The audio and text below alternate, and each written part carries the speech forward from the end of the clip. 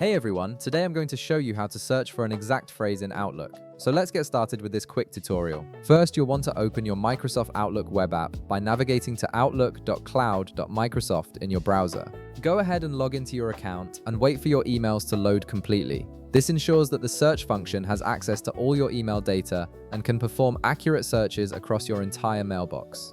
Once your emails have fully loaded and you can see your inbox, it's time to search for that exact phrase you need.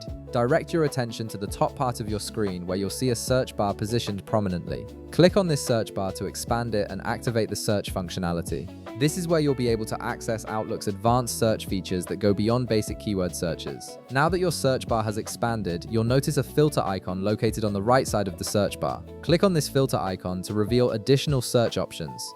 This opens up a menu with more refined search parameters that allow you to be much more specific about what you're looking for. From here, look for a field labeled keywords. This is the key to searching for exact phrases rather than just individual words scattered throughout your emails. In the keywords field, type in the exact phrase you're trying to find. Make sure to enter it exactly as you remember it, as Outlook will search for this precise combination of words in that specific order.